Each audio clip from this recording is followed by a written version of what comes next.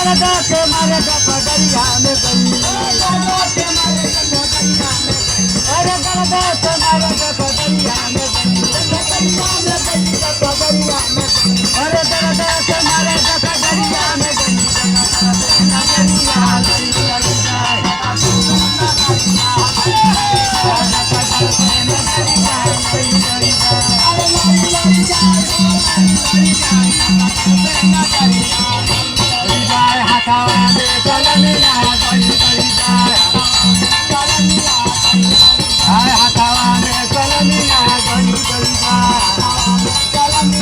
अरे दरबार के मारे कुआनवा पर गई अरे दरबार के मारे कुआनवा पर गई कुआनवा पर गई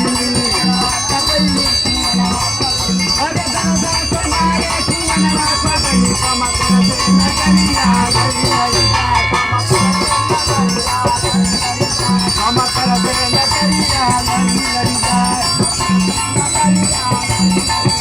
अरे